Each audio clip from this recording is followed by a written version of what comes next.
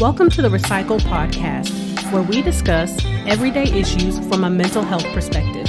We are your hosts, Dr. Rashonda Strickland, Dr. LaFonya Jones-Hines, and Dr. Nichelle Wall. Now, don't get it twisted. We're not going to be your stereotypical therapist. What we will be is informative, down to earth, a little spicy, and vulnerable. All right, interns, turn up your volume, grab your pen and paper. It's supervision time. As a reminder, this podcast is not meant to take the place of a relationship with a licensed mental health professional.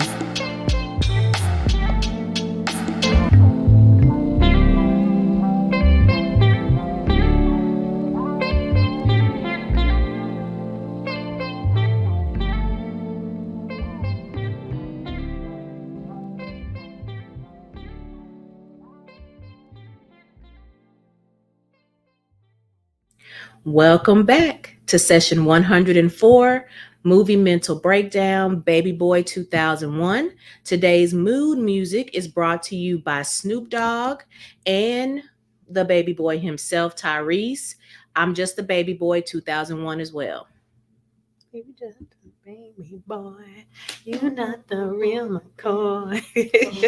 I forgot how much I like that song when I heard it. I was like, oh, that brings back memories.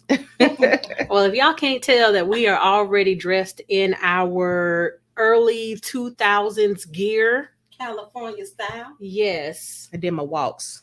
Yes, we got Not choosing one side or the other. But I did my we got the walks. chola. We got the velour baby fat juicy couture. You know, what was this called? Velvet? Is that It wasn't velvet. Whatever this was called. I can't even. Yeah, Velour. oh, it was velour. Okay, velour suit. Of course, we got the beach vibes going off because of Cali. Yes. Because they're in. Where are they at? Los Angeles. Are they in Los Angeles? I couldn't LA? remember where specifically they were. But yeah, you know, we got to get the Cali vibes and the early 2000 vibes just to represent. Mm-hmm. All right, so y'all know these are my favorite, but let's go ahead and get the cast out the way. We're only going to do the main people because there's a lot of small characters, but the main line speakers in the movie. Tyrese plays Jody. Yvette is played by Taraji P. Henson. Omar Gooding plays Sweet Pea. AJ Johnson plays Jody's mom, Juanita. Ving Rhames plays Melvin. And Snoop Dogg plays Rodney. Those are the main speaking characters in the film. Of course, you have, like I said, smaller ones throughout the film, but these are the main people. Now, what I do want to say about that, y'all, is there were so many people in this cast that I didn't know was related to other people, actresses. Like her friend is actually related to Tamala Jones. That's the I saw actress. that, yeah. And then the baby, Lil P, is actually John Singleton's daughter. Oh. And then the son is actually two people. I said Like, twins. I was like, come on now. Yeah, y'all better be out here tricking us. Yes, surprisingly for there to be not a whole, you know, this movie is about a certain number of people. It had a lot of cast members, even though they weren't major, you know, speaking characters, major players. But I was like, man, there's a lot of people in this movie. Yeah, definitely. So we're gonna try to keep this as, you know, to the point as possible. Succinct. Because we can go on and on and on all day. Was like this, like they could see. Yes, we can talk all day about movies. Right? But this one, it's pretty much the same premise the whole time throughout the movie. Just a repeat of the same thing over and over and over. Yeah. However, what I will say is this opening scene I thought was probably one of like the most representational scenes that out of all the movies that we looked at, this one made the most sense to what the movie was about. Yeah. You know, showing, first of all, I didn't know Tyrese was thick like that. So Hoochie Daddy Shorts season is in full effect. I just had to get that part out of there. But anyway, yes, I thought it was really poignant in describing, plus the voiceover in what this movie is about, understanding, in particular how some men, but they're talking about Black men specifically, but how some men are infantilized to be children towards the people in their life. They're not taught to grow up. They're not taught to experience. I think the one thing that he said was a being not yet fully realized his full potential. Yeah. And you can see that kind of character arc throughout this movie on how he starts off truly like a baby and becomes not just an adult male, but a man. And then I thought the layover as he's kind of going through that, like giving birth part, where you later learn it's Yvette saying that, I don't want to lose my baby, and the kind of double entendre that came with that. Yes, because I was like, that had so many different meanings to it. Like, it can mean to unaliving, it can mean to unaliving of different ways. Her being pregnant, him losing him to the streets. I thought it had so many different meanings. Yeah, absolutely. And I also appreciated that John Singleton actually used some actual data, like from Dr. Francis Cress Welsing. Like, I appreciate that he actually had a study. It wasn't just something they came up with, just a name. Because I went and looked her up. I did too. Because I was like, is that a real person? Yes, it is. Because I was trying to find a study. That's what I was trying to find. But yeah, so, and I thought the part that where he described calling, your woman mama, and your friends your boys, and your place your crib. It's a great description of how we've taught men that they are. It's like this weird juxtaposition, right? You're supposed to be this provider, go out, do these things, yet and still you're supposed to be taken care of. It's a weird. I can only imagine being a man, like how weird and how difficult it is to balance those two thought processes. Yeah. Okay, so first scene. Unfortunately, it includes him standing outside eating on his lemon heads, and I was like, look at him, just childish already out the gate. But he's eating his lemon heads, and we see Yvette come out of the women's clinic. Yeah. And based off the voiceover on top of the first bits of scenes, we're to anticipate and suspect that she has terminated a pregnancy. And he's I don't know, there was a lack of awareness, a lack of true sensitivity, and it seems like understanding of what she was going through. So yes, but I also felt different in that aspect, that because he didn't know what to do, because he was not fully man yet, he didn't know what to do, so he did the thing that he knew to do, was try to when I saw him trying to put his hands on her, I was like, sir, that's why she's in this situation. Get your hands off of her. That is true. Very true. And if we are to believe a later clip from the friend, this is not the first time. Right. So at some point, you would think that they would learn, okay, this is not the best course of action for us. We already got one, and he's significantly older, not like ancient or anything, but he's probably school age almost. So it's just kind of like, on one hand, I'm on Jody's head, because I'm just like, why are you not wrapping it up? Why are you being irresponsible with your own life? And, you don't have nothing to offer your kids or her. Then on the other side, I'm like, ma'am, you got a whole house, whole child, whole job, like, and you are supporting this man's ability to do this to you. So nobody is unblamed in this scenario. So, absolutely. Another thing that I was thinking about, that she almost kind of infantilizes herself, because she thumb sucks. that kind of oral fixation. For those that are unaware, one of the things that Sigmund Freud talked about was oral fixations, and how we can become stuck at a certain age, and it seems like hers was the oral, which is like out the gate. Yes. like the like first infancy. Yeah, that's like one of the first stages, because I was like, she thumb sucks pretty much the whole film in public, like no Yeah. matter where she was. I have actually 2 cousins that suck either their fingers, like these 2 fingers, or suck their thumb. So when I saw this, I was like, look at my cousin. But then I was like, let me not say their name, because they may not want their business out there. Oh, but I was like, there's a youngness to her as well, or a lack of maturity that has not taken place with her too. So and a lack of security. Yes. So their ability to really kind of problem solve these situations in a healthy adult manner, they just haven't gotten there yet. And I was also thinking about in this particular scene where she says, I'm fine. I was, it made me think about our emotional intelligence session where we talked about, if you don't communicate the correct feeling or the real thing, the person's going to either not address what you're truly feeling, or like what ended up actually happening.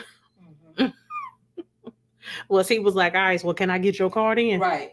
Because you said you're fine. Right. But clearly you're not. Right. I mean, you was full crying. So, and that was one of the things that I said she didn't know how to, or just didn't want to voice what she needed. And she may not have known what she needed, but just to even say that, like, I know I need something, but I don't know what it is, would have, hopefully, would have given him some sort of idea of like, this ain't the right time to be asking for a car. Oblivion. Yes. The audacity. And the selfishness. That was another thing that I wrote here. It's a selfish act to, one, the way they make it seem like he has asked her to do this, that this was not a mutual decision that they came to, that she agreed to it based off his suggestion. So then there's another level of selfishness. And later on, I was kind of toying with like borderline narcissism, not borderline personality, but like borderline narcissism. I don't know if it's full on diagnosis or just traits, but there is a level of unawareness, self-centeredness, and the thinking like a teenager that comes along with him, because teenagers are they just think about themselves. They don't think about anybody else. And the fact that you believed it was okay to then say, hey, let me get the keys to your car, and then take that car and bumping to your other baby mama house. That part.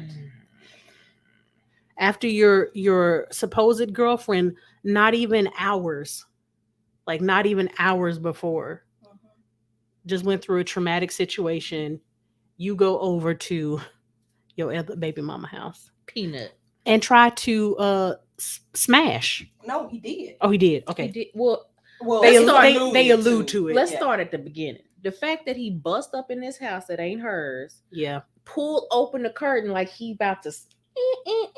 Yes. Like she butt naked. Right. In the shower. Bucket naked. And made him food. No. He made a command. I'm hungry. Go fix me something to eat. I said, girl. Yeah. The demanding. Which is why I said a little bit later, I toyed with the idea of narcissism. That there was such a disconnect for him from what he just walked out of in the apartment to when you get here. It's as if that whole other moment doesn't even exist anymore. And see, I didn't think of, that's a good point. I didn't think of narcissism, but I did think like you are really a product of your environment.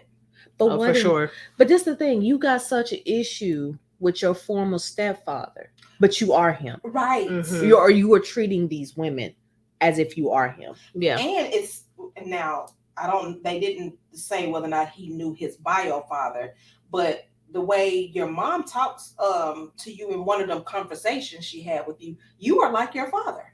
Mm-hmm. Absolutely. And the hard part is that his behavior is reinforced. Yeah. Because, Peanut went and fixed him something to eat. So then for him, this is acceptable, appropriate behavior because it led to the response that I was looking for. Yeah. Just we gonna throw a whole lot of psych at y'all today. This puts me in the head of like classical conditioning, right?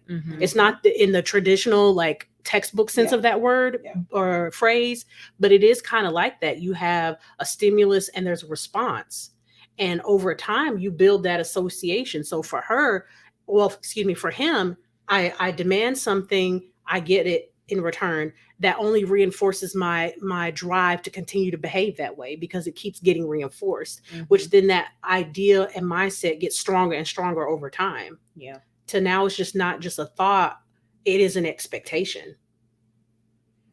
Yeah. Because he does both of them like that. Yeah. Now Peanut, she got a little bit more of an excuse because she knew she old enough to have had this baby with him, which is still a baby. Yvette, you 6, 7, 8 years in. Yeah. At this point. Yeah. You see Peanut. Yeah. Yeah, she looks young. She does. She definitely looks young. And where are you going? I was thinking about when the grandma pulled up. Yeah. Again, completely no regard for, you didn't help the grandma pull the diaper bag out. You just grabbed the baby and, I make some beautiful baby. It's all about me. I make some pretty babies. I make some pretty babies.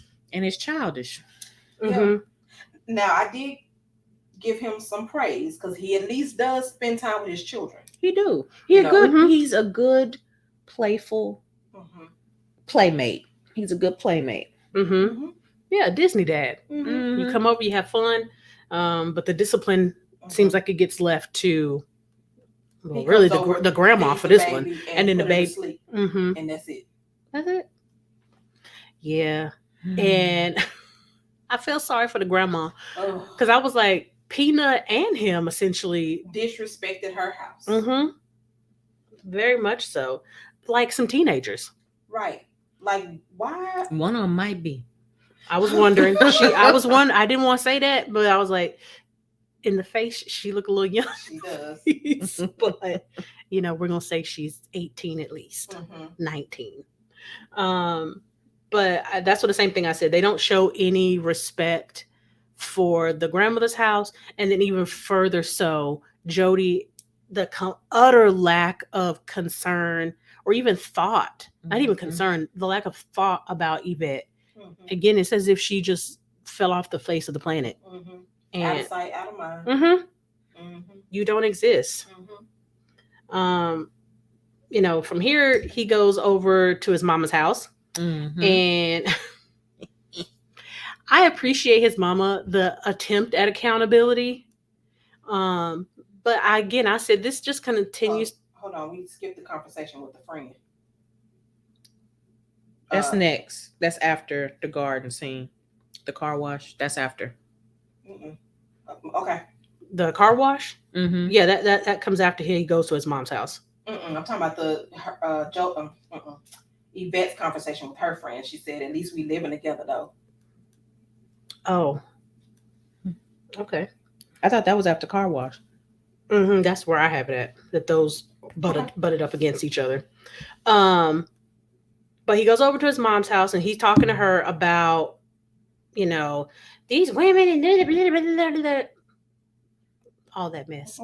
And again, I appreciate her attempt at trying to hold him accountable, but you're still enabling him as well, because clearly your son it sounds like has gotten multiple women pregnant. Yeah. And has had multiple terminations from multiple women. Because of the way she said, you're not gonna get all these women around here. I'm not gonna keep bailing you out. And I was like, ma'am, you keep bailing him out. That's the problem. Enabling. And the hard thing about enabling a person is you get frustrated by their behavior and their choices, but you're contributing to that person's behavior and choices. Yeah. So how are you going to be upset by the very thing that you are encouraging? Yes, that part. Boundaries are hard, but you do got to stick by them. You Mhm. really do. Yeah. And if you don't, sorry for you.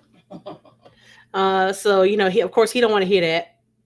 But this is also where Melvin walks in, and we get to see him for the first time. And I was like, look at that music change up, because they had that then like boom, boom, boom, boom, boom. And I was like, okay, I believe what they were trying to do was like show like this is the difference between like a child and like a man has entered into the space.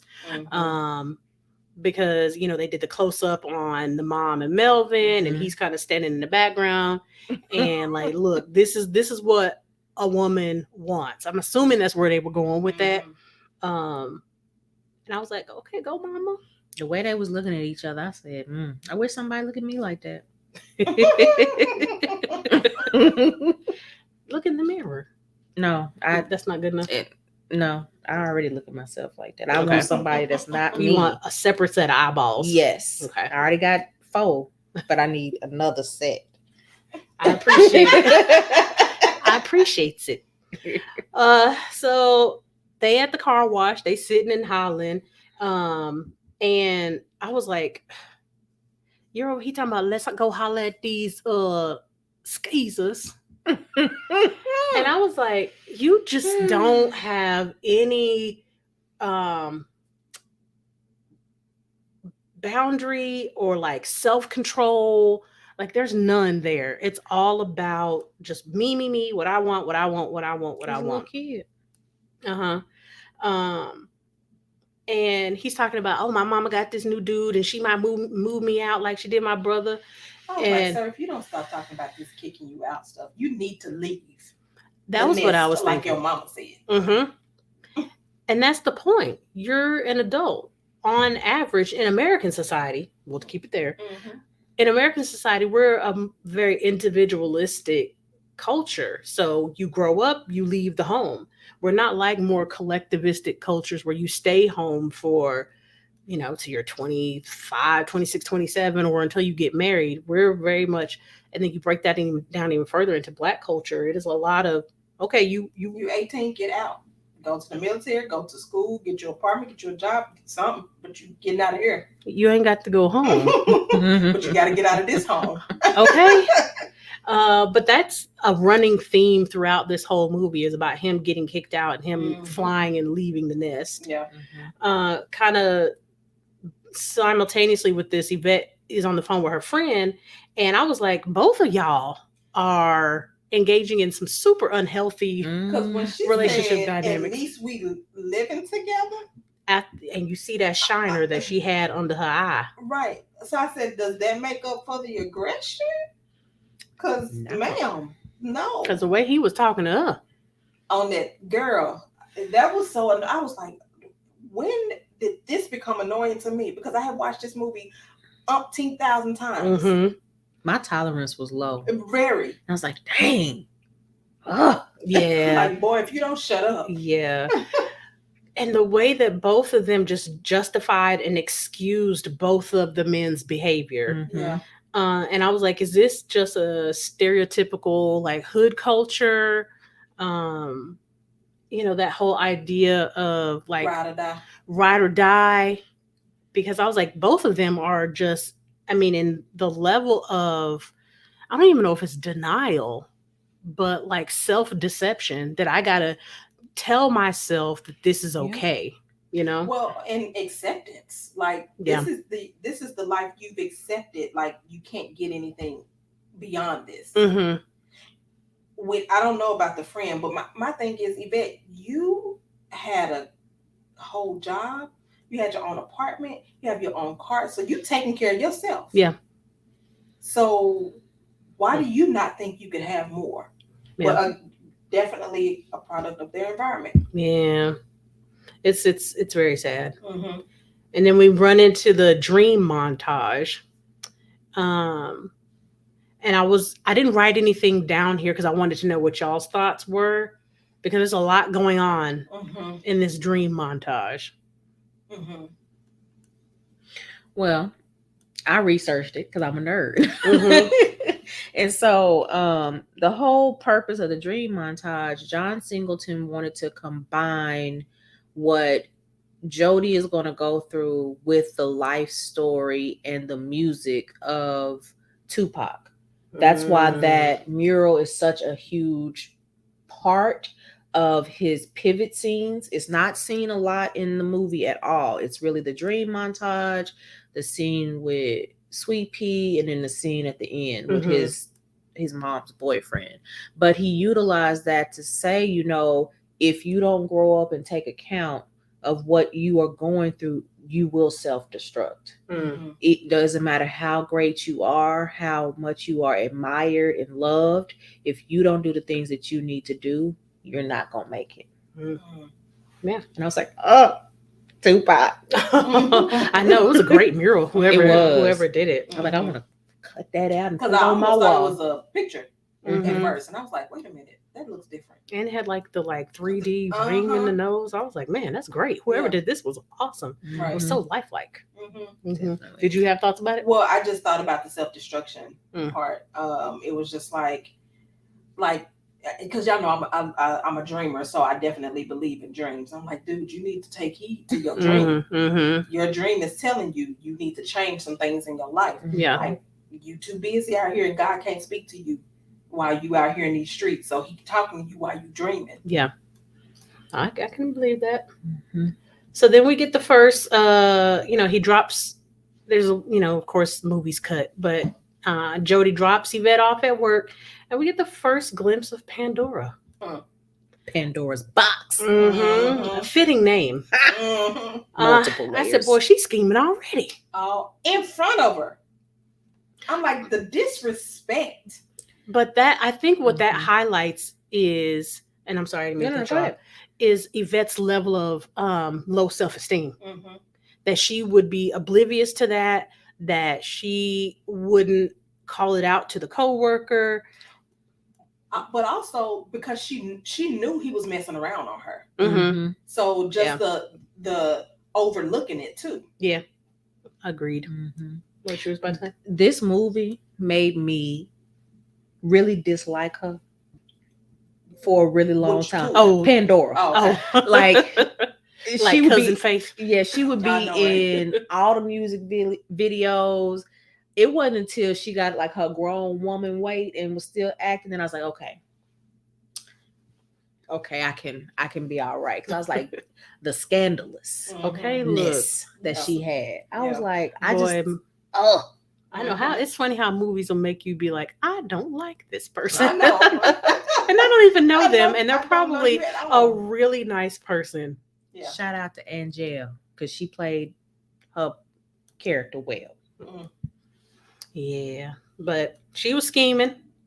And the other thing I was thinking about, like, if Yvette, if you're gonna let him use your car, you already know what it is. You already know how he behaves. You already know.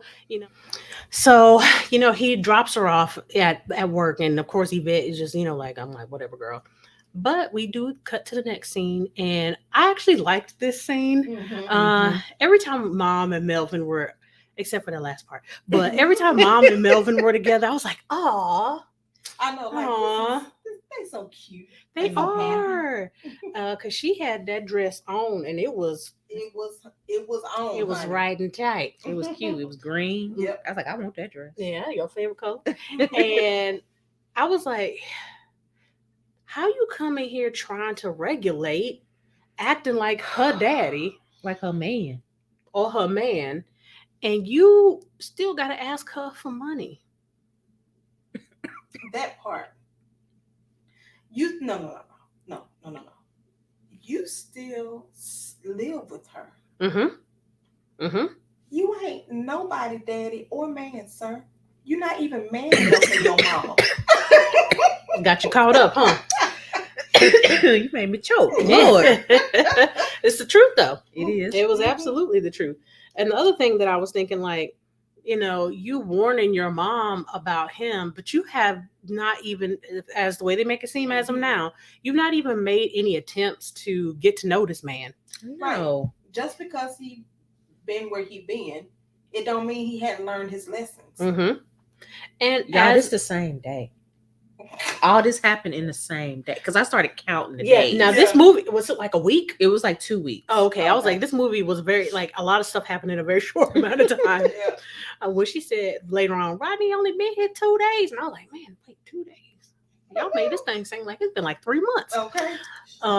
But anyway, I did appreciate the mama, like, look, nah, you ain't gonna stop my shine. I'm about to go out. I'm gonna have fun. I have to have a life. You're an adult. You're not a child. Mm-hmm. I don't need to be home to take care of you. No. I can go out and be a grown woman now. And the thing about it is, when Mama finally came out, Tyrese, you still didn't, Jody, you still didn't even notice that he ain't paying no attention to you. No. His eyes is on his prize. Did he look so nice? And he stepped in and was like, yeah, let me get that right there. Like he responded or reacted like we want them to react when we come down the stairs or out the back or whatever. His all eyes was on her. Mm-hmm. Yeah. No ears was on you, sir. That's how oblivious you are. Yeah. And I imagine he seemed to make her feel beautiful, wanted, appreciated, that he seemed to give her everything that she had been looking for and wanting from a partner. At least the way they make it seem up until we get to some other parts later on. But this is also where we realize, and we had an inclination, but we realized that Melvin is also from the street. He's originally a Hoover in this movie, and he has not had the easiest life, but you can see that he's trying to make the best of what he has now. He had 2 strikes. He couldn't get a third. Okay. he acted no choice. He acted the mess out of this part. Yes. Ving Rhames is a great actor. He is. So Mama go out. And he said, Mama, don't forget your curfew. And then bring me back a fat burger. You need some money. Sir? She said, Jody, you ain't got no money. Go in the house. I'm like, boy, please. That baby. Acting, again, a child. That's the whole premise of the movie. The titling of this movie is perfect. It's spot on. Yeah. So then they're at the liquor store and they're talking, and it's like it's not Sweet Pea talking about this. It's Jody talking about this whole, like, I'm gonna have a new life, and everybody out here trying to get money, and we out here just being broke. And I was thinking, sir. He said, you a buyer or a seller? He looked confused. He's like, what are you talking about? I mean, the analogy was good once he got into it, but I was like. But it's one of those things where people say, right message, wrong messenger. I think this was one of those moments where it was wrong messenger. Even though I thought what he was saying, I agree. Once he finally kind of got to the point, I was like, what are you saying? And I watched this. He stood up on the thing and was like, this is not Plymouth Rock speech. Like, it is not. Sir, you are not Moses. No, it was so much happening in this, and I feel like I would have looked just like P. I'd have been like, what are you talking about? Okay. Okay. But, however, he get to his mama and her friend, and he talking about what he want to do. Yeah. And they, describe to him, well, he tells them what he wants to do. And they like, okay, well, if you trying to do this for a living, boost. You got to learn how to talk to women about fashion. Yeah. You can't just go in there and be like, you want this dress? Because you're gonna get it. No, I'm good. Thank you. I don't even look at people. I don't make eye contact like any of my friends. No, it's no contact. I'm walking around like I got a pimp. Eyes down. I don't see nothing. For sure. But one thing I will say, he had the gift of gab. Yes. Because he knew it just took that one lesson from his mama and her friend, Mhm. and he knew exactly what to say, how to touch these women in a way that was like, let me give you all my coins for this rainbow dress that I'm about to spend way too much money on. First of all, your hands on me, sir. Get your hands off me. But he had to.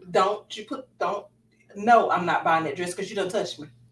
That's what they wanted, though. That when you got that gift of gab, it's so funny because I work with somebody that says something very similar. Mm-hmm. And this individual, it's a larger individual, and one of the things that they say is, if you can make a person laugh, you can get them to pretty much do anything. Mm-hmm. They'll find you attractive. You can, start a relationship if you can make them laugh and make them feel good. They'll all of what you look like will just melt away.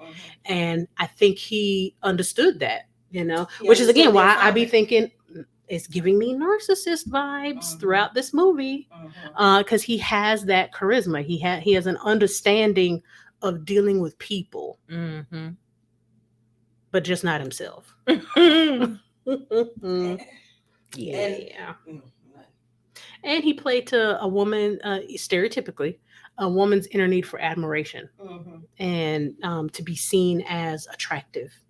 My only issue with this little montage is that we're seeing him come up. So that's good. We are seeing him take more pride in himself, more pride in what he's able to bring. But he's still a buyer. He's not a seller. He is a buyer. He's a stealer. Well, no. I'm saying out of his analogy. You know what I mean? I know what you mean. So, like, he is not investing. He's not doing, and Melvin talks about this later, so I won't go fully into it, but he's not investing into himself so that he can become a better entrepreneur and move on up to a different thing. You can't boost for the rest of your life. Right. No. That's you eventually gonna get caught up. Yep. Yeah, that's not sustainable. Because your boy's not gonna work for that company or whatever forever. And this isn't income. Right. This is a hustle.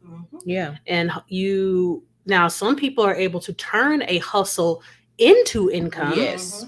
But the type of hustle you got, and the type of mentality you have, because you got $400 and when he got rims and tint on that car, and a couple of dresses, instead of you making your money work for you. Yeah. But did y'all see them 5s and 1s that he was counting? And he said it was $400.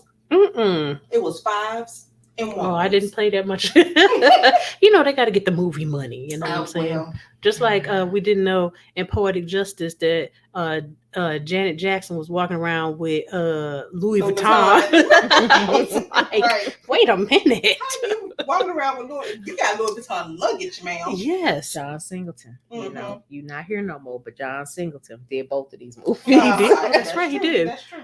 And here comes an iconic scene. We got Melvin cooking breakfast. So first of all, Jody laying in the bed, and everybody know there's certain breakfast scents that just waft through the house, right? Coffee and bacon. Right. Them two right there. You don't smell pancakes. You don't smell eggs. You smell bacon or sausage and coffee. So he was smelling some meaty. And he also got a visual of something meaty too. Because Melvin's in there, cooking up the breakfast in the buff. With his socks and slides on. I said, if this ain't about the most Cali situation ever. I loved it. And he was just so comfortable. He was like, hey, young blood, you want some? You want some breakfast? And obviously Mama done laid it down because he cooking her breakfast in her house. Right. I would have said bucket no neck kid. Right. I would have said no too though. No, I don't want your breakfast. I mean, I probably would have said yes. I mean, if I was in his situation. Okay. I'd have been like, you would leave it on the stove. I'll get it. I'd have been like, yes, sir.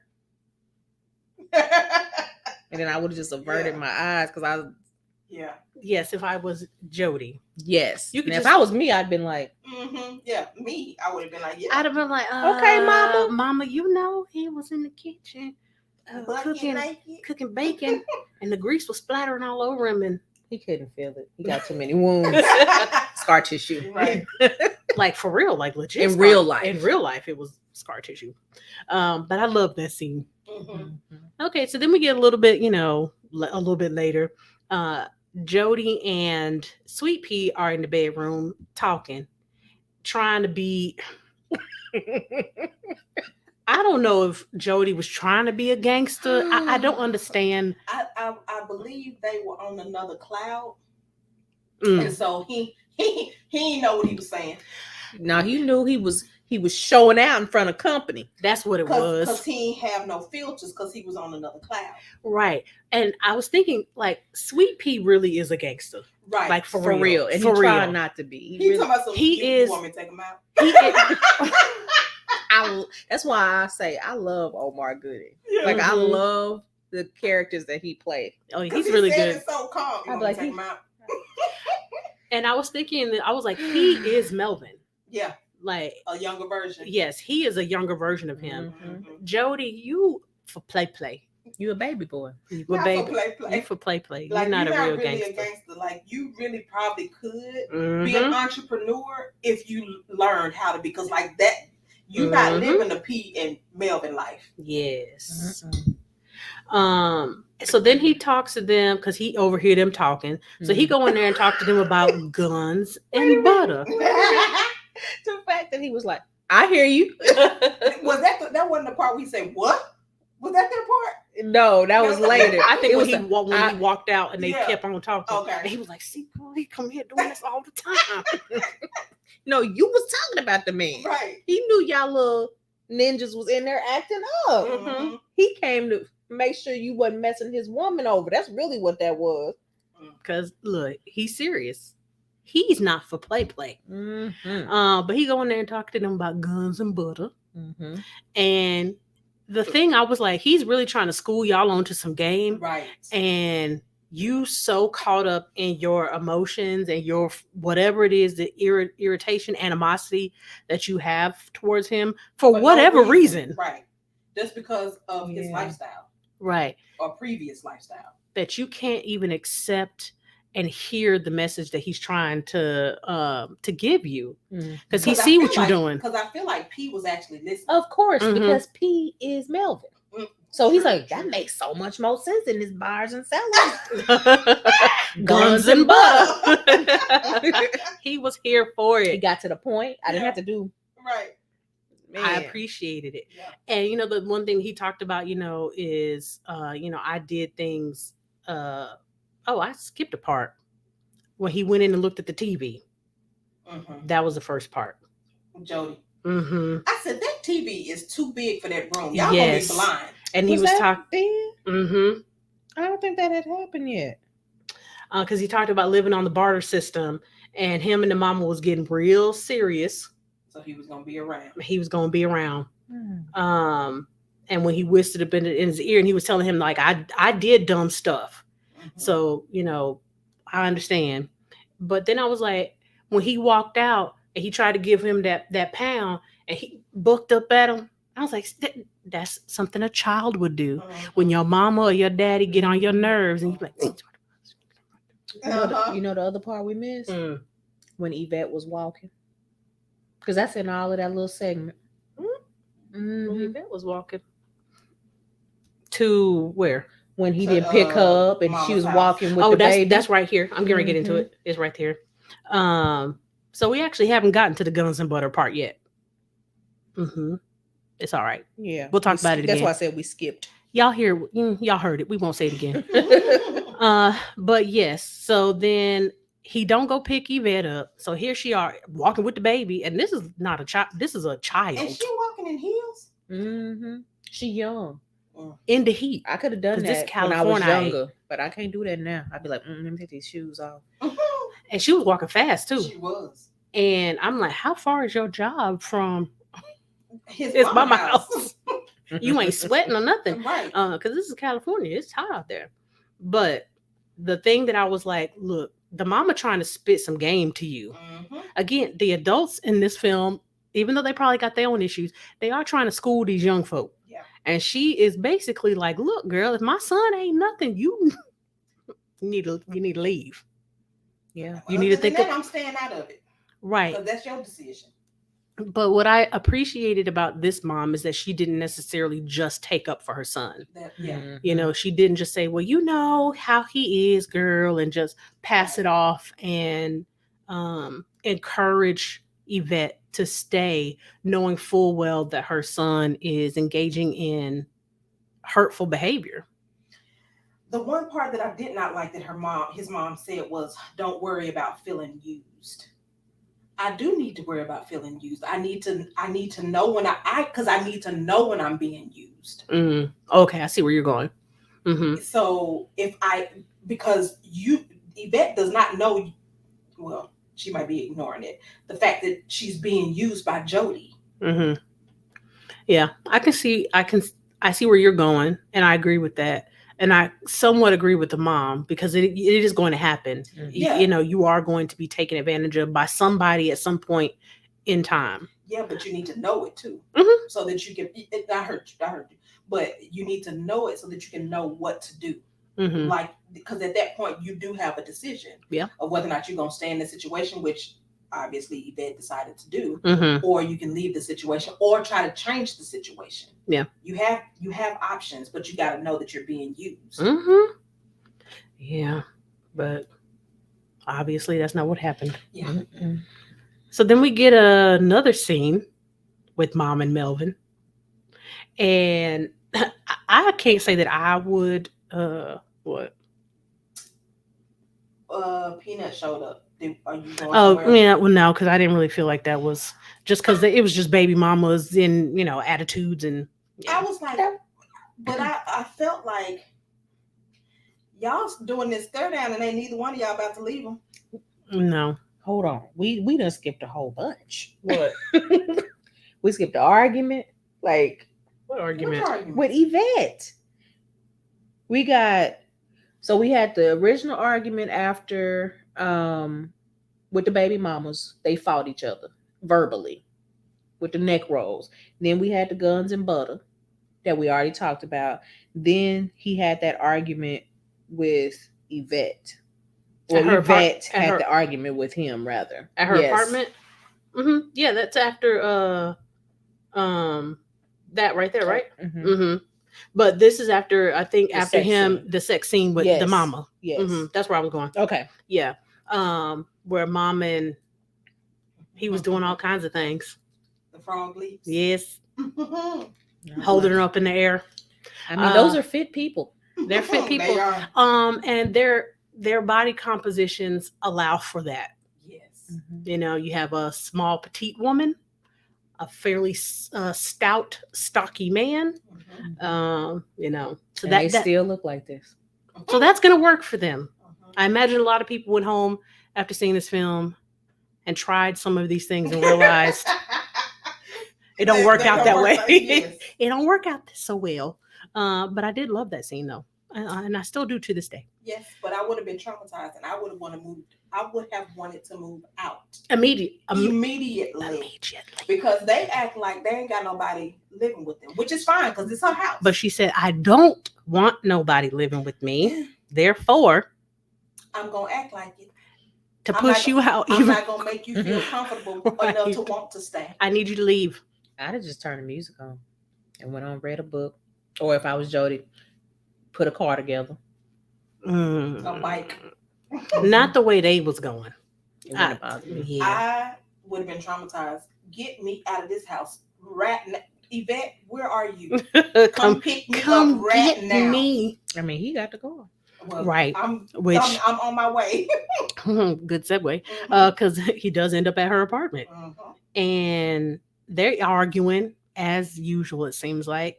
And it's weird. I don't know what they're really arguing about. He went out somewhere and he said he went somewhere, but he really didn't go somewhere. And He went to the strip club. Right. But he didn't tell her, and then she was like, well, somebody such and such's friend said they saw you there, and then she accuses him of, cheating with one of the dancers at the club, and she wants to smell his private part area.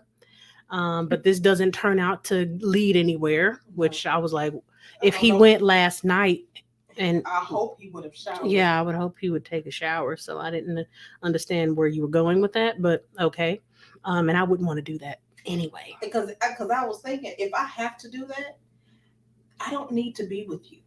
I don't want to be smelling your body after you've gone out with friends. And I don't want to be that close to her juices. Right. That's what I was thinking. What?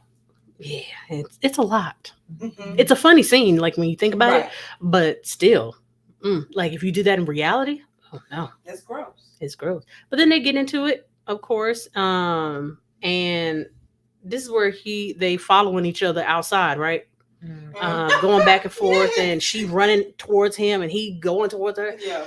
And I was thinking, this is such a volatile situation that pursuing somebody that's walking away, like one of the things that we teach people in therapy is that it is okay to leave a situation and walk away. If that's one of the things that you need to do to de-escalate, of course you need to communicate that that's what's happening, but it is okay to walk away.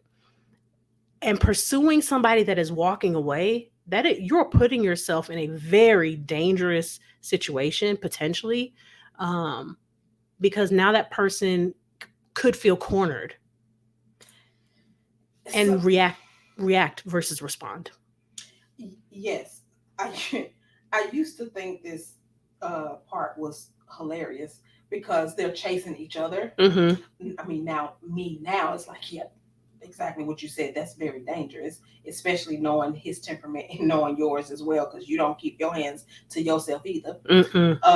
But I used to think that this was a not hilarious, but a funny scene, because you arguing with him and you chasing him, and now you're done, and now he's chasing you or backing you up, because he's not chasing you, he's backing you up. And now knowing, it's like, how his temperament is, because you're backing away from him. Yeah. And even when he turned around, you went against the wall like he was getting ready to hit you. And this talks about a little bit, or shows a toxic femininity, that women get a lot of leeway with their behavior with men, hitting them, getting in their face, screaming at them, but then you backed up like the scared little lamb, like, oh my God, don't do that. But the whole time you were big and bad when his back was turned towards you. You're instigating that response from him. Again, it's not healthy, the whole dynamic that they had going on, but you're instigating that response from him.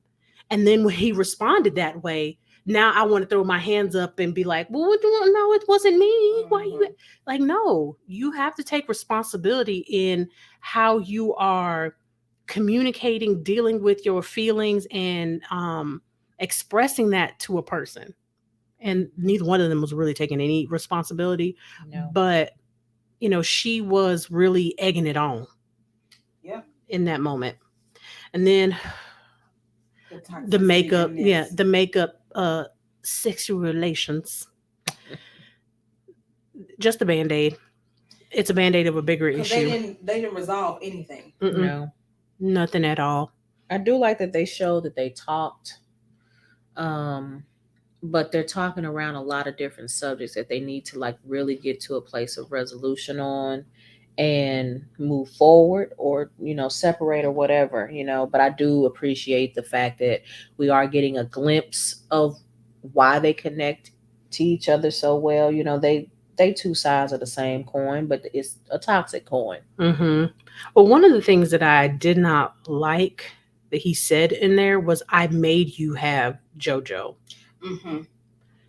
And I was like, that's just their whole dynamic. The whole, like, it's her just following along with whatever he wants. And, I was like, is it pick me? Is it desperation? What is it about this man that she loves so much that she will just kind of follow along whatever he wants. He could have been her first adult relationship. Hmm. You know, when you have having your first adult relationship is different from having your first relationship or relationships in high school, because now you don't have any parameters. You can do whatever you want. You can love how you want. You can talk and do, you know what I mean? Y'all can date. Y'all can do, you don't need nobody's permission. And so the freedom of that could have been like what she was holding on to, because he was her first adult relationship. Possibly. I think it also has to do with the way women are reared to follow the man that they are with. I have several clients that I have to have this conversation with, and I'm like, he cannot lead you somewhere before you find out if he's qualified for the job. Because I used to say, in a minute, you can't lead me if you lead me to the ghetto, because I'm not going.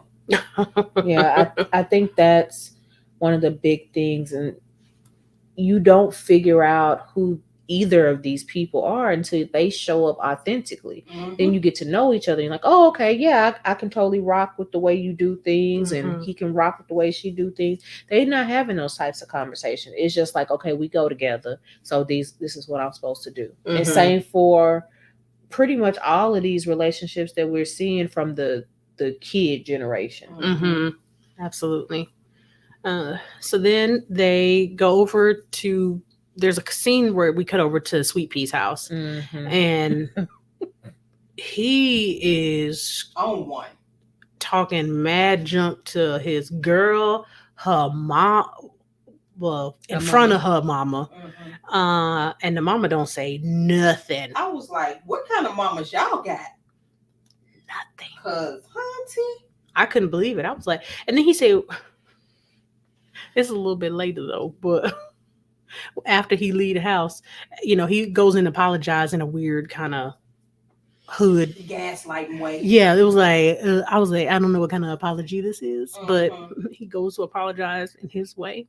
And then when he go outside with Jody, because, you know, Jody shows up, he said, when you gonna find me a job? Girl, I thought that, I was like, he said, when you gonna find me a job? And I'm thinking, it's not your friend's responsibility to rehabilitate you back to society. Right. No, but I think a good thing to look at in this scene is like what we're witnessing P go through is the struggle to get back into society, because he later talks about the fact that, you know, I've been going on job hunts and nobody's hiring nobody that's, you know, a felon, you know, because he obviously done did some stuff because he's newly out. But I think also with the women in his life, his chosen family, he's feeling less than. I think there's also a bit of paranoia, some trauma in there. Like he's unraveling, but the difference between him and Jody is that he's aware that his unravel is not healthy at all, even though he's not necessarily able to stop it in this moment. He does at least have some awareness of it. Oh, absolutely. And the desire to change. Yeah, he has a desire to change, but I need you to go to therapy, because you ain't going to keep talking to me like that in my house. Girl, you know that word don't exist in that space. Exactly. No. But, you know, but for him, he talked about, I can't remember if it was here a little bit later, about getting saved. Yeah, it was like a little later. Yeah. So I think that's his version of trying to go to therapy. Yeah. So we go back to Yvette's house, and Rodney calls. But he called Colette, and of course Jody like, what the who is that? I know that ain't who I think it is calling. And she's just like, I mean, and that was one of the things that frustrated me about her. It's a lot of like, I mean, I don't know. I don't know. Maybe I don't, you know, like no, stand in your, if you've been accepting him. She finally did, because she was like, don't trip. He calling because he lonely or whatever she said. But it's still a passive, you know, like admission. Yeah. Like if you gonna stand in it, girl, if you gonna do it, then yeah, he been calling. I've been talking to him. It ain't nothing, but yeah, I've been talking to him. But everything for her is, it seems it's very like like I don't have blood on my hands kind of deal, you know. Mhm. But of course, they go off on each other because he does accept the collect call, and they go off on each other. This fool said, "Don't call my house. Hmm. You don't pay a bill." You don't even spend the night. That. He doesn't. You don't even spend the night. So stop talking to me. Mm-hmm. He doesn't. Now that you say that, Mm-hmm. oh man. But yes, I said, man, the prospects for quality partners must be low in the area that they live in. Girl. In all areas. All areas. Man, I said, Lord have mercy. So they go back to the mom's house. Mhm. And this is where Sweet Pea talks about getting saved. Mhm. Because he feels shame. Mm-hmm. And Jody, before P starts, Jody he's talking about Yvette being so suspicious. And I was like, sir, you created that. What do you mean she's so suspicious? You're making her suspicious. Mm-hmm. Yes. You can influence another person to become a certain way. You may not necessarily be the cause, Mhm. but your behavior influences people. To stay that way. It Mhm. doesn't help them to change. Yes, exactly. Sorry, guys. So I had a cough too. Man, my throat getting dry. But this is where P talks about getting saved, and he feels shame for asking his girlfriend and her mother for money, staying in her place, things like that. And what I was like, Jody, hear what he's saying. Like, this is a person that understands, like, look, I want to be able to sustain myself. I want to be able to be productive for the people in my life. I don't want to just take from them. The one thing, and I think this was more of Tyrese, not Jody. I heard a maturity in Jody was, what you do, man.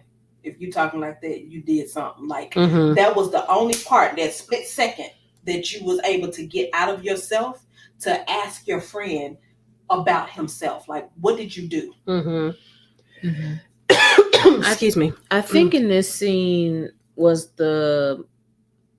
I had the realization that he's not following his purpose because P or Jody? Jody, Mhm. because we have consistently see this man work on toy cars, work on bikes. Like, he has a knack for mechanics, Mhm. and he's not fostering that. Yeah. The amount of income that he could generate just becoming a mechanic, especially the hood mechanic, Yeah. that's really probably where he need to go, not out here selling women's clothing. I know it's not the most luxurious job or whatever, but I think that would align with his interests. Mhm. Yeah, I would agree. Uh-huh. So then he goes to pick up Yvette from work, and this is when it starts with Pandora. Because they giving each other, I need me some boots and I need me some blah, blah, blah, blah. So this is when it starts. Giving each other the real eyeballs. And here go Yvette, she just hit the car, and like the oblivion. It's the oblivion for me. But that was pretty much in that scene. There wasn't really much else there. But it's giving you the introduction to what's going to come in, like 5-10 minutes in the movie. So then we go back to the mama's house, and mama's working in the garden with Jody, and they just having general conversation. And Melvin comes outside. He immediately gets up and leaves. And the thing about it is, I could appreciate Melvin was trying to bond with him. Mm-hmm. He really was. And that he called it out. Yeah. He didn't just be like, hey, man, he was, why every time I come in the garden, you got to leave. Yeah. And Jody didn't even respond. He just walked away. And I agree with you that he was making an attempt, like, look, I understand that you are a package deal with her. You are her son. I cannot exclude you and just get to know her. Because a mother that, loves and cares for her child is not going to accept that. Now, there are mothers out there that will. Yeah. But for the most part, in a general sense, you come together, adult, and she child, or probably not. would have accepted him because Jody was an adult, and you can be out of this house. Mm-hmm. But I appreciated Melvin. Mhm. And I was like, you keep pushing this man to the edge. Mm-hmm. And he is not one to be played with. Uh-huh. I mean, I almost say he's not one of your little friends, but technically he is. Because P crazy too. Mm-hmm. But you're pushing this man to the edge. Because this is where we learn about him going to reach out to the man's son. Oh, which And is so bad. So disrespectful. And You done went all the way to this child's high school to ask him about his daddy. Mm-hmm. Which he don't even really know his father, because he said used to. Mm-hmm. So this is 15 years ago. Right.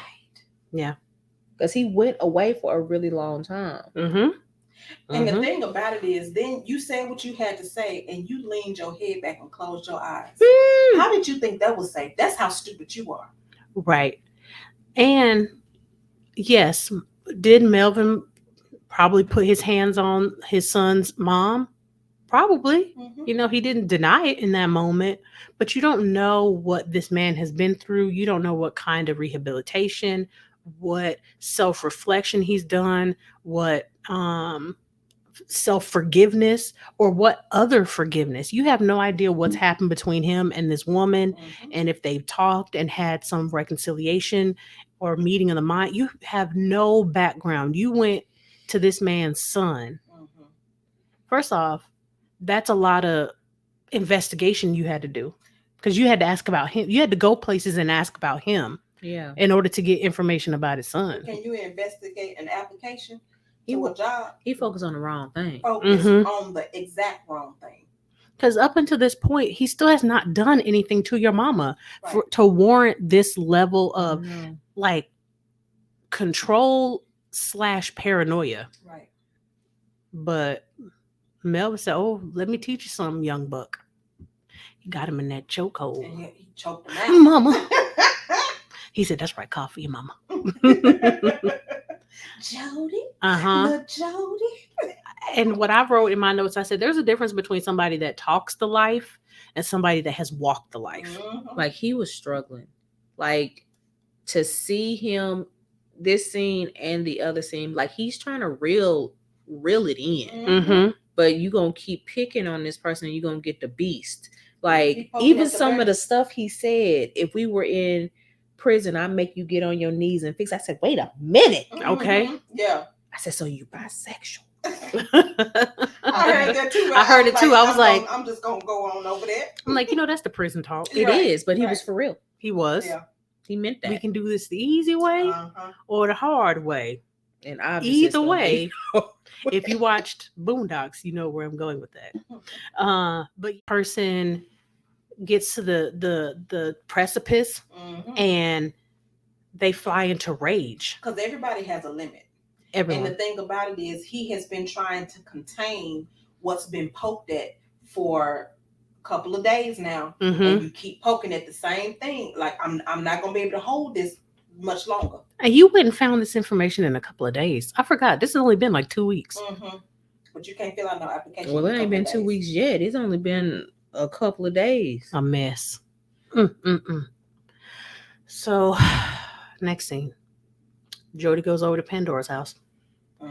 And I don't understand this scene. I really don't. Like, in reality, the whole way it played out, I don't understand. Why were you there? Right. Because the clothes. But the thing about it is, why you couldn't take the clothes to the office? You over there at night. In the demon time. Right. I think this was his first pivot. You know what I mean? So he was doing the things that he always did, like as far as the way he's moving, not realizing that this is not a wise decision for me to be over here. Because his face is looking like he's thinking real hard the whole time. And he looked uncomfortable too, even when he sat on the couch. The whole time. And I was like, okay.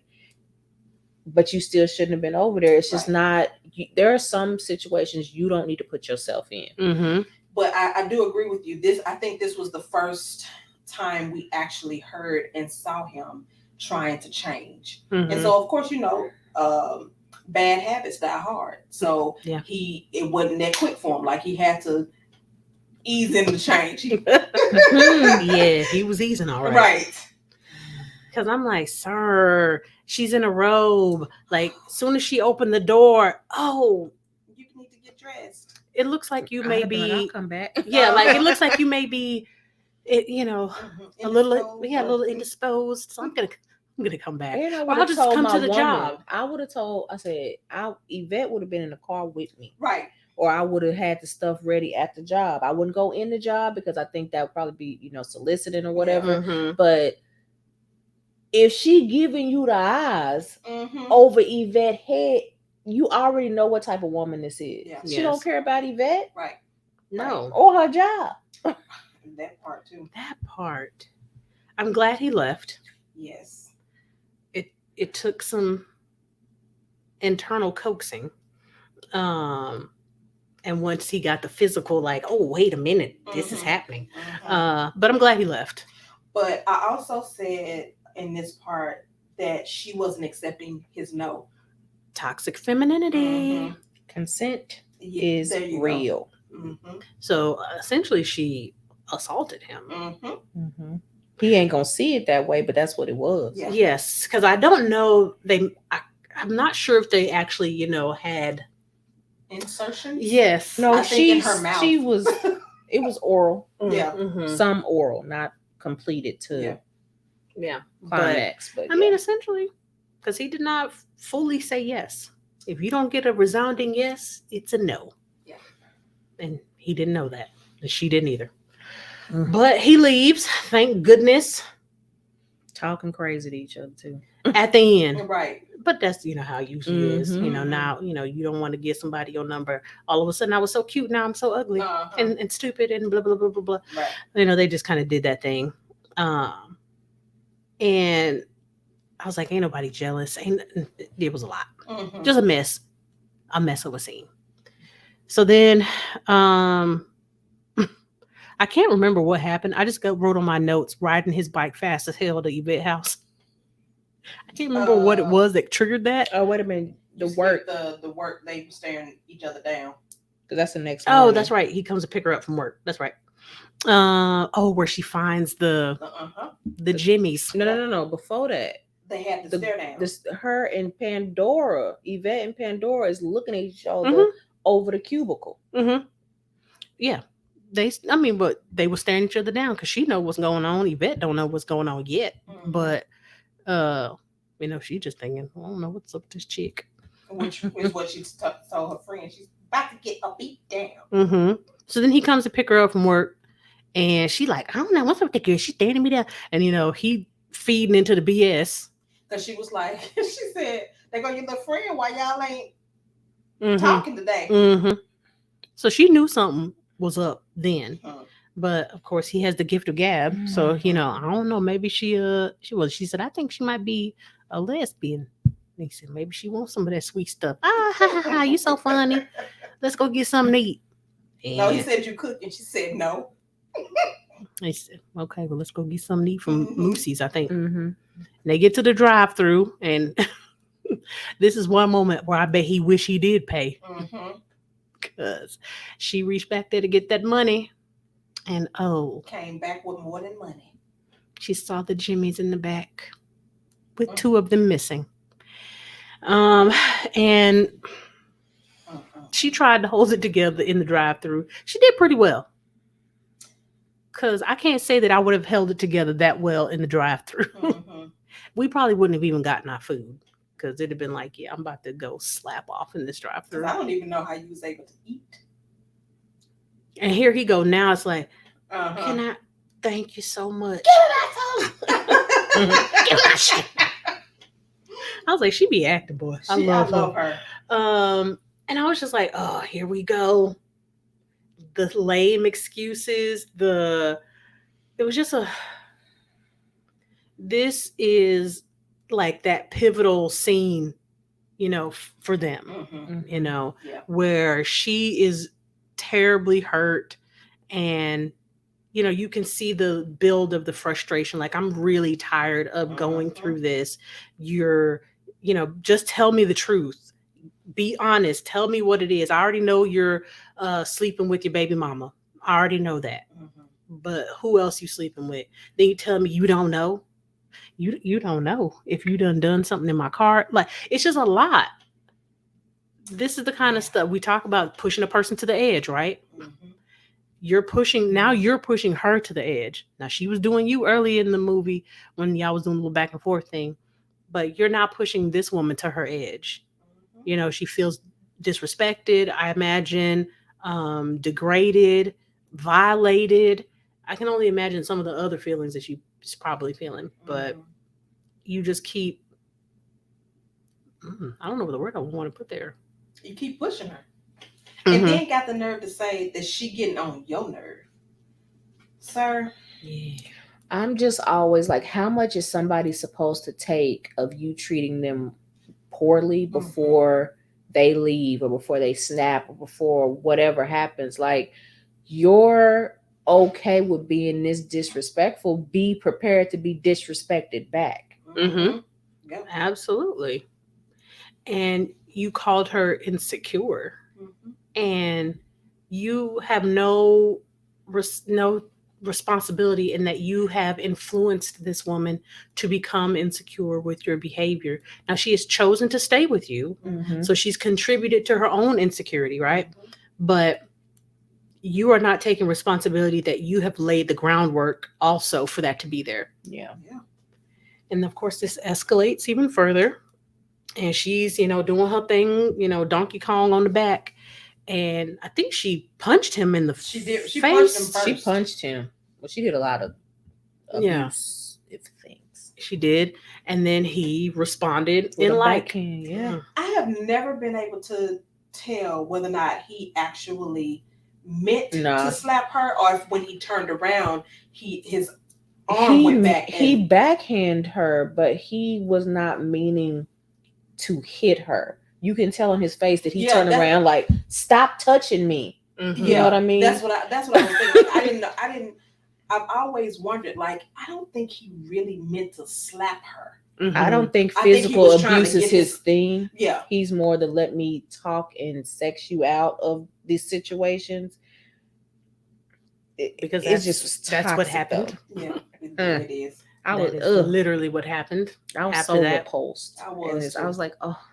This one, it bothered me. It had as the young folks say, the ick. There was a lot of that on it. Yeah, I didn't like this scene, especially the cuts that are happening at the same time.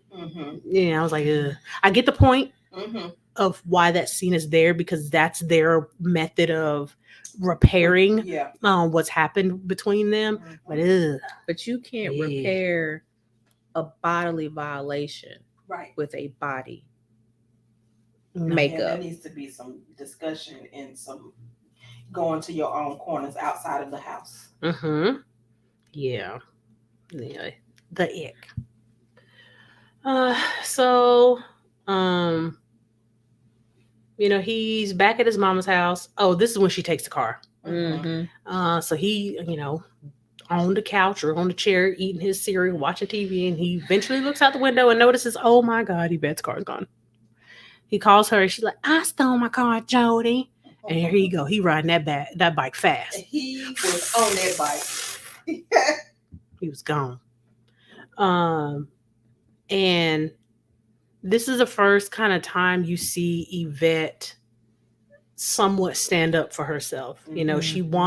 He's banging on the door and she's almost about to open it because he's giving her the sad, kind of puppy dog song.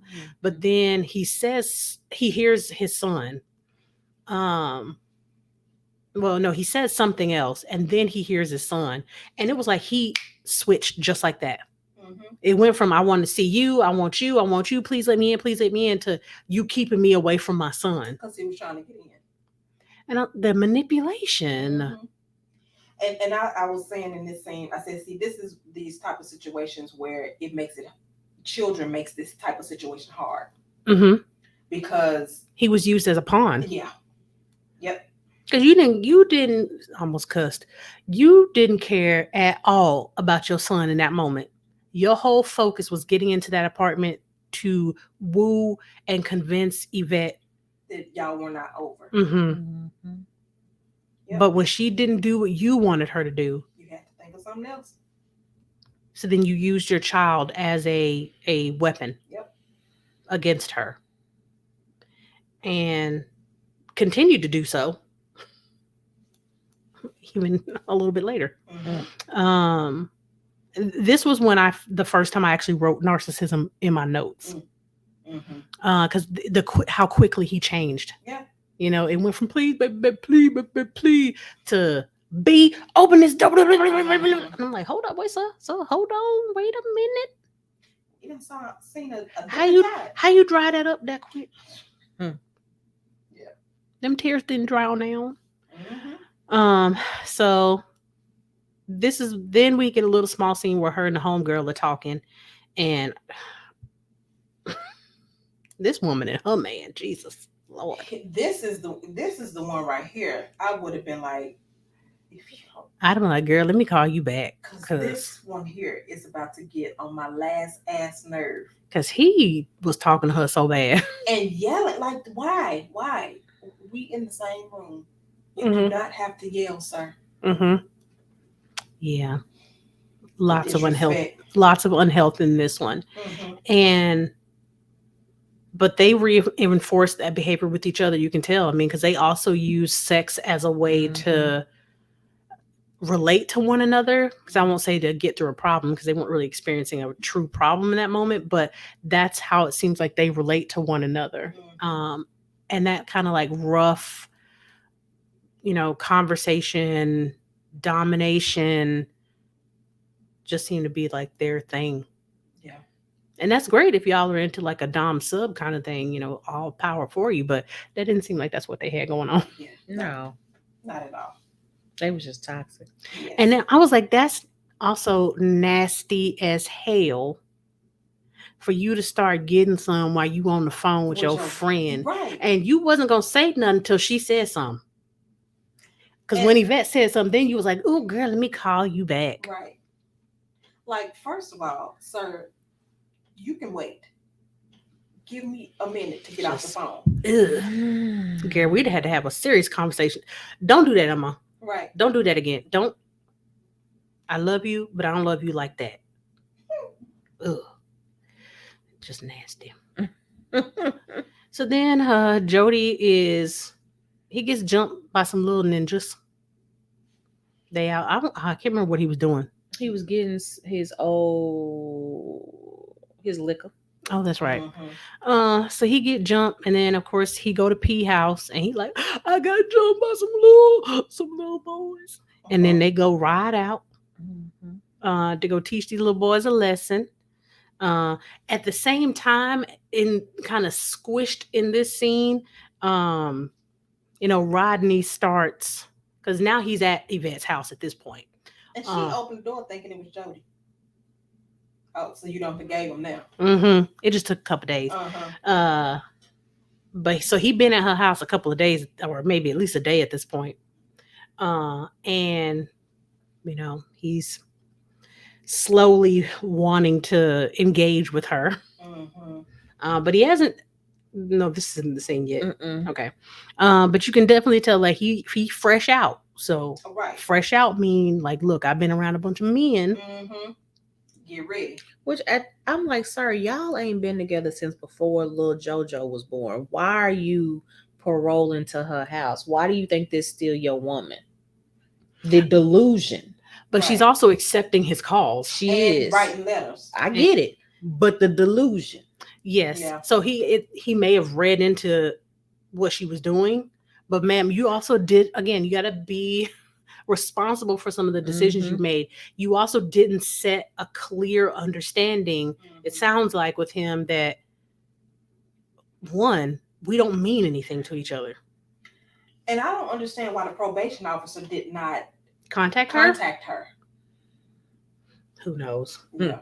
But yeah. So Jody shows up to the apartment. after they, beat up the little dudes and whoop their behinds and stuff. And this was so stupid to me. what? This scene right here was so dumb to me. Mm. Why did Yvette leave her son with him? Oh, you done skip way ahead. Wait a minute. I thought that's where you going. Where you went? We was on the little boys getting beat up. She said after. Well, yeah, because he goes to the apartment after they beat up on the little boys. I didn't understand. To pick his son up. Yeah, but she skipped back to the little boys, the ones they fought. Yeah, or punched in the nose. Let's rephrase that because they wasn't fighting.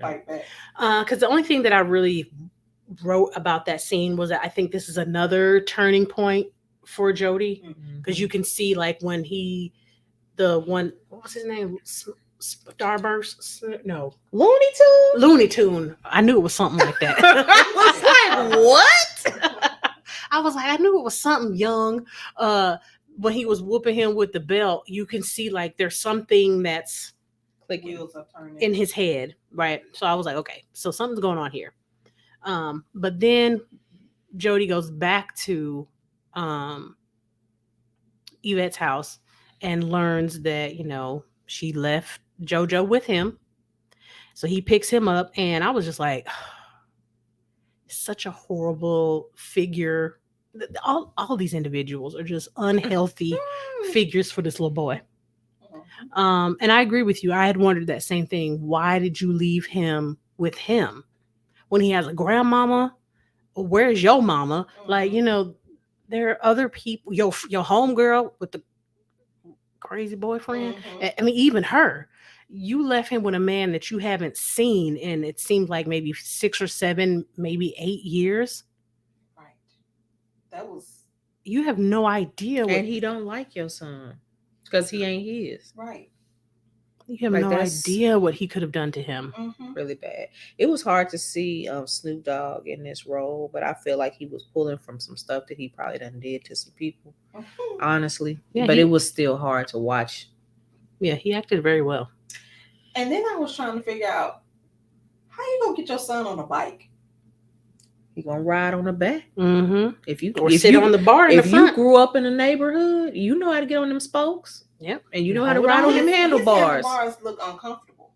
All handlebars are uncomfortable. They was gonna make it work. I was like, I will pump you. You figure out how to stay on my bike. Yeah, some kind of way. So then Yvette goes to pick him up, and it's raining outside, and this is again, you used your child. I get him being upset because you left our son with this man, 100%. But the way you responded to her, and you could tell she's struggling. Well, this man is in her house. I don't want him there. I'm not quite sure how he even got to my place. I don't have the ego strength to get him out or not have let him in the first place. And I'm trying you're my only real source of support, it seems like. And I'm trying to come to you, and you shun me after everything you've done to me all these years. This one thing, the narcissist vibes. This one thing. And again, it says you're dead to me. You got to make her pay. And I'm like, this ain't the time to be making somebody pay when you got a for real gangbanger in the house with your woman, even though y'all not together right now, but your woman and your child. Like, she can easily be overpowered, or he could have multiple people come over and do God knows what to them. Absolutely. I mean, which almost happened, as we will see in a minute. And this was also a scene where I was like, Melvin and the mama was living their best life, because they just in there listening to music. Yeah, dance. She said, "Please believe me." Yeah, but he just handled this in such an unhealthy way. And then when she walked their son back to the car, I had a tear come down, because I was like, man, I feel that. She was like, he don't love me no more. I was like, oh no. Yes, he do, Taraji. Yes, he You know, she be crying. I know. Oh yeah. But it seems like he's never responded to her like that. Yeah. Like he completely shut her out. He didn't listen to what she had to say. Mhm. He essentially He didn't protect her. at all. In whatever way he had made her feel safe before, it was completely eradicated in that moment. So yeah, in her mind, like, I mean nothing to him anymore. And he knew he was wrong. That's why he tried to go back to that dough. Mhm. But he knew he was wrong. Yeah, I mean, this woman has held you down for real. And she made a mistake, absolutely. And you gave her no grace. Out of all of the mistakes that you've made. Mhm. And not that you have to do tit for tat, but still, sir. No grace. So then here we go. We get to confronting, well, Mama's in the garden. And she finds, Hold on. He called Peanut. oh, that's right, he did. Oh, how did I? Oh, that's right. I said he was so selfish and he needed reassurance after what he did to Yvette that he called his other baby mama. And I'm glad she didn't give him that reassurance. That's right. She was like, I'm done with you. Mm-hmm. Yep. Good for her. Yes. She said, maybe if Mm-hmm. I want something, I'll call you. Right. Until And then, you can get your other baby mama and figure out a way to get over here. oh, a mess. But then, yes, Mama's digging in the garden. She's cleaning out her weeds. And lo and behold, if she doesn't find the ultimate weed in her garden, understandably, her first thought is her son because he seems to have a history of irresponsibility. Yeah. So she goes to confront him, and he's like, nope. He's your boyfriend. Not it. And I know Mom wanted to believe, the best in him, and like, no, he wouldn't do that. He wouldn't do that. But he came and he was like, yeah, I'm sorry. I made a mistake. It won't happen again. And it was over. I mean, I do like that he owned up to it, but Immediately. I was like, but why'd you do it to begin with? Yes, but my issue is more so with Mama, because I was like, you needed to reconcile with your son, Mm-hmm. and you didn't do that. Yeah, I'm sorry, son. I didn't mean to blame you for that. Yep. No, because she just kissed him, and it was over. That was it. Which I would have been upset too. Like you came at me with the heat, and you just let that go. Like you ain't even upset at him. You just let it go. Because she actually looked like when he said, I did it. I'm sorry. It won't happen again. She actually looked like, well, damn. What else can I say? She was shocked. Well, I think she was more shocked because he actually owned up to it. And she was like, oh, okay. Right. Yeah. Okay. Yeah.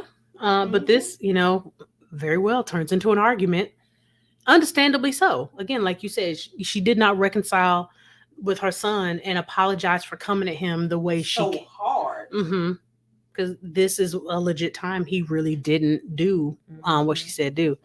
And it gave me vibes of like, I'm trying to do better and I'm trying to do right and I'm still getting crapped on. You talking about from Jody?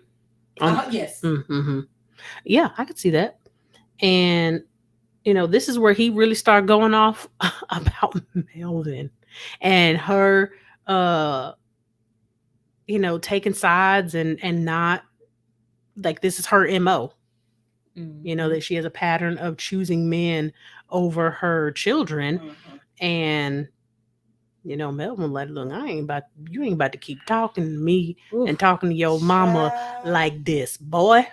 I had to watch this scene a couple times because I was like, did he hit him for real? Because the way he hit him, it was like he just sunk in. I was and the way he fell back on that table. Yeah. Because again, there's a difference between young man strength and grown man strength. That was grown man and you strength. got grown man strength on top of hood strength, on top of street strength, and on top of incarceration strength. Because he hit him so hard, he didn't even know. It knocked the wind out of him. He was messed up the whole scene after that. He didn't even know he was getting beat up. He was still in the first punch.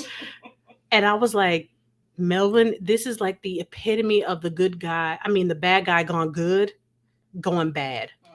little ninjas always want to test me. I said, okay. And And he it's was- Sweet Pea now. And when he was, you know, hitting his head, like you could tell he did method acting. he did. He was He like, did. I'll leave. And then that's when Mom was like, no, oh, you better get him. And then it was, oh, This is a hard scene because I can very much so see this playing out for real yeah. Oh, yeah. between a family. Yeah. Because she's trying to protect her son, but also not want to lose her love interest. And Mhm. It's a lot. But also understanding that yes, like you do need to go. Yeah. The son, Yeah. you know, you do need to go. And she still didn't kick him out. She didn't. He kicked himself out. He did. Yeah. With a guy's little bike that says nympho on it. Oh, it does. Y'all know I be Looking at details. it literally I did says nympho on the side of it. I mean, but he is. He got some problems for sure. I mean, it's tendencies at the least, right? And I did feel so bad for Mom in this scene because there's no good position for her right here. Mhm. After not apologizing to her son for how she came, and then holding Melvin accountable Mhm. for growing, you know, marijuana in my garden. Mhm. Yeah. There's no. It's not no easy way No. to get through this. I do appreciate that Melvin did try to talk before it got to physical because he told him, you know, you want your mama. You know, you have a serious Oedipus complex of your mama. I was like, Yeah. come on, Ed. I was like, you better have read them books while Okay. you was locked up. You better Shakespeare. good job. But like you said, there's only so far you can push somebody before they done. Mm-hmm. Absolutely. And you know, I also liked that once Jody left, that he again acknowledged I messed up. Mm-hmm. You know, Yes, he kept trying to make it right. yeah, like this was my fault. Yeah. And she, you know, she understood. You know, like Mhm, you right. mhm. This is your fault. But she gotta grieve. Mm-hmm. Because I imagine that there's a level of fear that's coming up in her of, you know, not the same thing happened, but something similar happened. And I had to actually put my other son out and he never came back Mm-hmm. because he died. And Yeah. I could appreciate her asking and getting what she needed from him. And it didn't have to involve intimacy. Are you talking about the later scene? Yeah. Well, it did involve, yes, it did Mhm. involve intimacy, but it wasn't sensual. Mm-hmm. It wasn't sexual. Mm-hmm. Mm-hmm. Yeah, so I wrote that something similar in my notes, that this is an example of asking for what you need Mm-hmm. and the person responding to what you've asked for. Mm-hmm. Yeah. You know, she was very specific. She was not wishy-washy. She did not expect him to just know what she wanted. She went, sought it, said what she needed, and even asked for more when she needed more. Yeah, she needed to be grounded in her body, and he provided that, and she was able to cry. I know he probably felt like trash, but that's the bed he made, so he do Mhm. have to lie in it. Yeah. But I really did appreciate witnessing that level of intimacy because we don't often see that in movies. Mm-mm. No, especially after a person has wronged somebody else. Mhm. You know, he essentially created this situation. So you don't get that a lot of times in film. I agree. So Yvette, this is the next little scene. Yvette and Rodney, you know, she's still trying to get this man out her house, and you know, he talking bad to the son, talking about he hate the son too. I said, oh Lord, you Kick just this little Ford. Don't you I said, touch my pillow Ford. ugh. I was like, he's such a horrible person in this movie. But he went out a couple of days, and you know, he wants what he wants, and proceeds to try to assault Yvette. Mm. And the son is there trying to protect her, and He saved her. he did. And I'm glad she said something. And I'm also glad that whatever needed to click in his mind clicked in his mind so that he would stop. Yeah. Because that something like that, that is when people say, "Oh, that's the moment I needed therapy." That's one of those things. That is a moment in time that had her son seen him assault her, would have changed the whole course of that little boy's life. Mhm. Hers too, but that would have been a very pivotal moment in his child development. And it still could have been, because he still had to save her. True. Very true. It was sad. Very sad. But she was able to, fend that off. Mm-hmm. She goes to P and Kim's house and she tries to I guess make amends, let him know what's going on. And he's still acting like a daggone child. I'm like, you gonna ignore the woman? Like, come on, man. She kicked that chair over and did that Taraji P. Henson walk away. He got it together though. And then you gonna jump up like, where you go? You just sat here and ignored. It's like, sir, figure out who you want me to be. Yeah. The level of frustration. Mm-hmm. So then she tells him what happened. So now, of course, they gotta go get Rodney. But it was so sad though. Her the retelling of that. Mm-hmm. Mm-hmm. It was very just want to hug her. Well, could you imagine also hearing that? Right. And knowing Everybody that she tried hearing to it. tell you in the beginning. That I could have prevented this. Yeah. Even you Mhm. can prevent forest fires. Yeah. True. So they saying, he like, yeah, we about to get you out of there. We gonna get this fool. And simultaneously, Rodney is also like, I'm tired of this boy. I'm tired of this. Mhm. He done F my girl. Done had a baby on me. Sir, you were not together. At all. Right. What story are you spinning? It's like this what we were talking about. When you run with your own narrative, none of this happened. No, Not one piece of this happened at all. So they riding out, and this is probably one of the most iconic Snoop memes ever. When I saw this, I was like, I literally just saw this meme earlier today with Snoop, and that one right there that y'all see on the screen now. I was like, this is such an iconic visual of him. Plus, his hair was looking luxurious. Could have had a Shirley Temples in LA. Yes, but they go to do a little drive through, and get some pops going. Man, did y'all see the change of the homies though? Like first they was just chill, laid back, drinking and smoking on the way to wherever they was going at first, and then they had they plan. Next time you see them, they got they colors all on their head. I said, got to show my set before I shoot you. He's not even in the gang. He's not. He's not in the gang. He don't know nothing about this. He don't live that life. No. Oh, it was sad. But they, do they little Jody think he get hit. He don't. Thank goodness enough. But this is another wake up call. Like, I've got to get my life because this is what he'd been under seeing control the whole movie. Even in that moment, he saw that. Mm-hmm. Mm-hmm. So then, as it normally goes in this type of lifestyle, you live by the gun. You gotta die by you die by the gun. Mm-hmm. And Rodney did. All I got to say is Sweet Pea a rider. Right. That's the type of friend both you legs, want. both kneecaps. Pow, pow.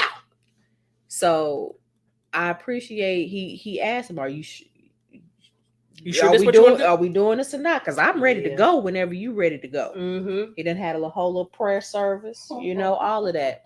But it's the coaching, because even in this moment, Jody needed help. He's like, "Go on, bust." And that's how he got hit. First of all, I mean, they had a whole plan. It was smart. Turn off the lights, and then he got to come back out. But why you didn't just shoot him when you saw him? You let yourself get snuck. He bust you all in your teeth. He did. But he got him in the kneecaps. But he couldn't complete. But and P was like, Sweet Pea was like, no. That's sweep, he was like, I got something for you. I said, oh man, He he for real. He Melvin for real. Right. he shot him up like Cleo got shot and set it off. He did. And they had him out there laying in the streets. But, you know, this was the defining moment for Jody. And I absolutely love this scene. And there were no words. This is, you know, he goes home, of course, to his mama house because that's his point of safety. Even in the end, all the way up to the end, still a baby boy. He went home to the place where he felt safe. And I agree with you. I love that Melvin understood. Again, there's a difference between talking the life and walking the life. And he knew what needed to be done. And, you know, some things just need to be left unsaid. And you can tell when somebody has done that for the first time. They are changed forever. Yeah. So he helped me. He like, hey man, I got you. You're gonna be all right. I mean, all of that is being communicated in that moment without him saying it. Yeah. Like, you good. You're gonna be all right. I got you. It's safe. You know, you can let it out, calm down, get yourself together. You know, because he just simply walks out, closes the door. Yeah, and this is also that final scene with Tupac's mural in the background. Yeah. So, you know, I liked all of that. So then kind of in the final, like, little wrap-up scenes, P gets saved, you know, get baptized, and now he solidifies himself with the family. Like, you can tell, like, this is a unit now. The three of them, you know, I'm on like a little mini throuple, but this is his people now. Got his little other gangbanger in the back. Shout out to Kareem Grimes. Yeah, like, this is I'm not a part of that life no more. Yeah. Like, that was a defining moment for him too.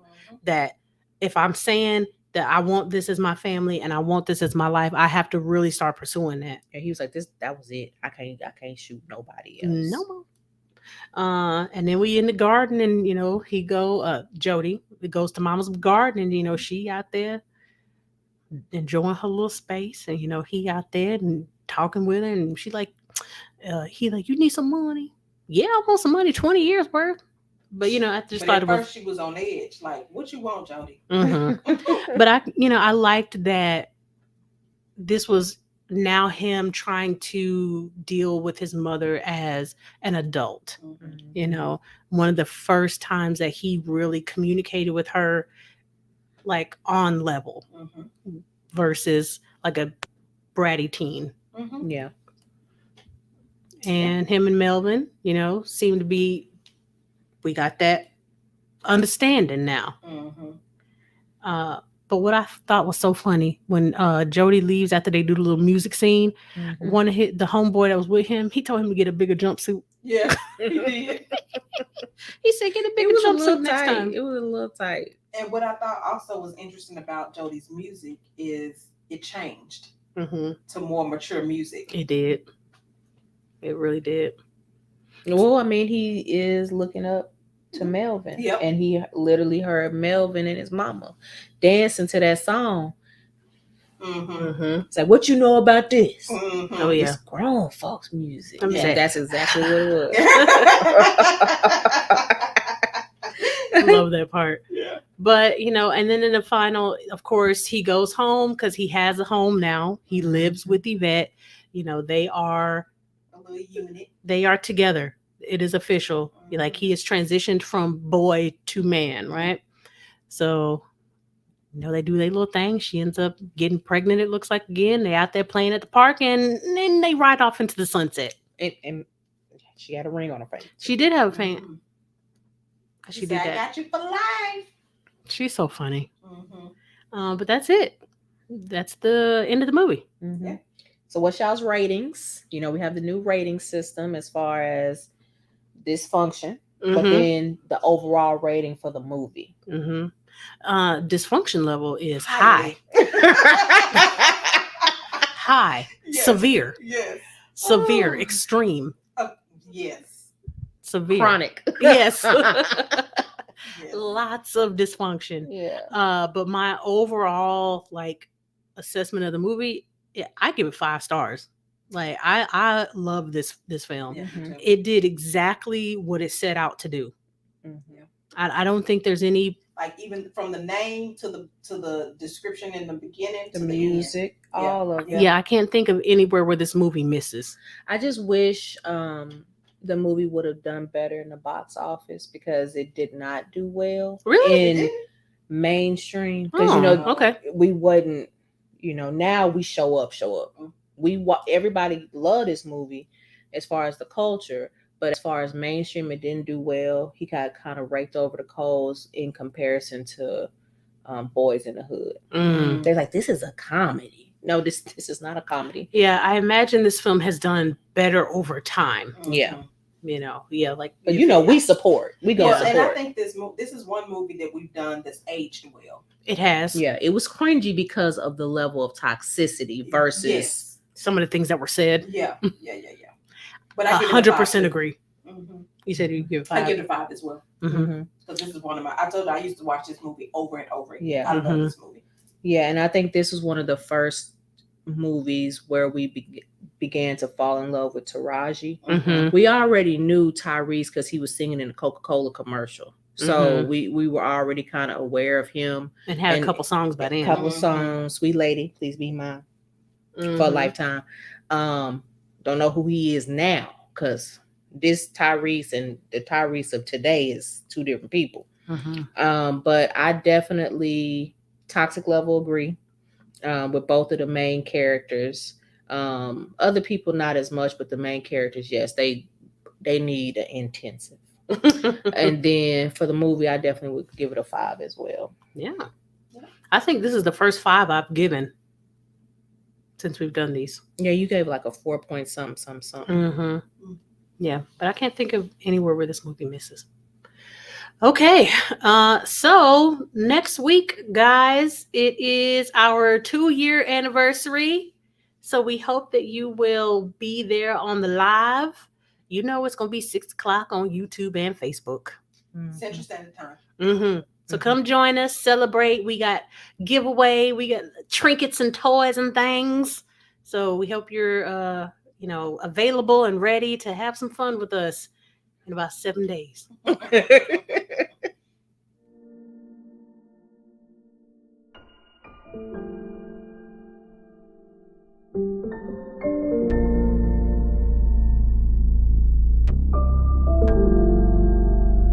Must be this volume control. So, okay, interns, process your notes. Be sure to catch us next session and find us on all major platforms at The Recycled Podcast. If you're a new intern, be sure to like, comment, subscribe, and share.